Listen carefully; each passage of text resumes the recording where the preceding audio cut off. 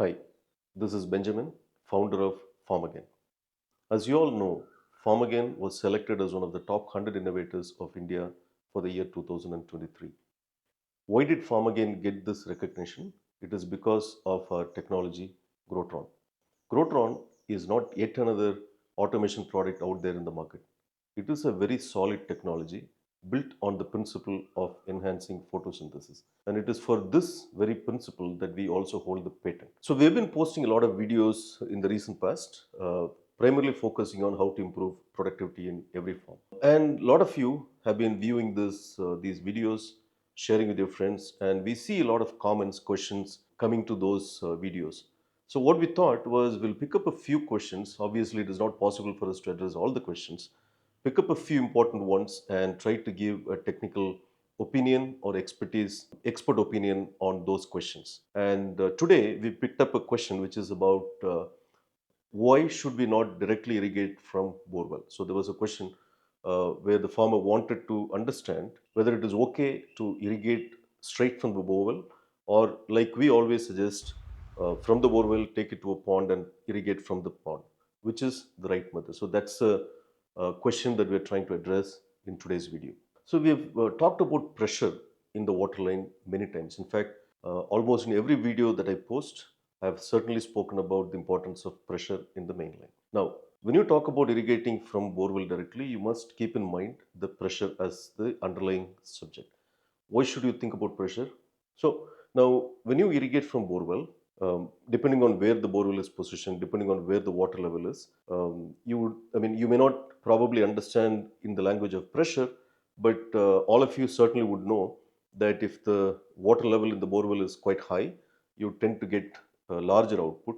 And when the water level goes below a certain threshold, the output slows down. So people talk in terms of 1 inch water, 2 inch water, 3 inch water. I mean, we're all familiar with these terms. So what does this really mean?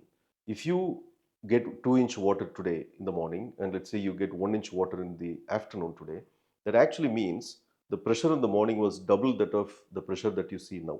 That's exactly what it means. You have to simply understand that there is a huge pressure variation depending on several factors, one of them being the actual level of water in the borewell. The second factor could be the actual voltage. The voltage is high versus the voltage is low.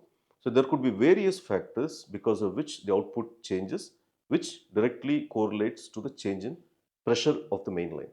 Now, if you now connect back with many of my previous videos, pressure is the holy grail for you to actually guarantee even irrigation across the farm. Because the design itself would have been made for a certain pressure. If the design was made for, let's say, 2 to 2.5 bar pressure, and if your pressure is extremely high, you're probably still okay with it because you may have a PRV, pressure regulating valve, or pressure release valve, which is going to release the excess water maybe to a different place. But if the pressure is low, then you're running a risk of not giving enough pressure to the main line, and that certainly seriously means that some part of your farm is not going to get irrigated. Your valve is open, pump is on, part of the farm or part of the plot gets perfect watering, while the remaining part is going to just have few drops of water or sometimes even no drop of water, which is why the pressure variation should be contained. Now, if my borewell is going to give me this trouble, what is my next solution? What is the next best solution? Ideally, you should build a pond, and the pond, let's say you build a pond of 10 feet depth, and you install a submersible pump in the 10 feet pond, and from there you irrigate.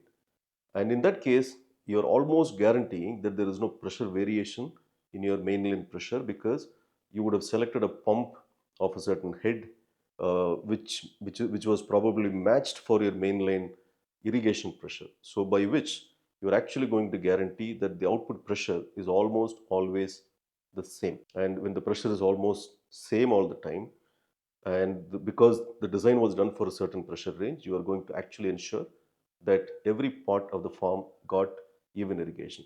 And remember, the very purpose of having an irrigation system is to improve productivity and get the best out of the crop. And to get the best out of the crop, it is extremely important for us to have even irrigation, because that is when both water and the nutrition go to every part of the farm. So this is why you should not irrigate straight from the borewell.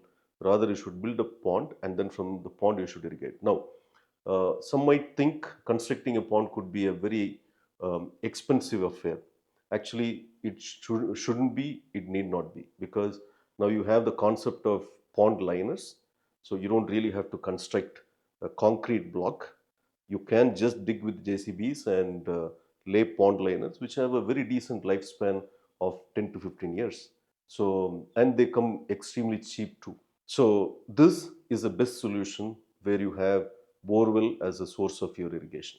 So if you give the right pressure, the plants are going to receive, like I said, the right amount of water and the right amount of nutrition, which is again key for the plants to participate in photosynthesis.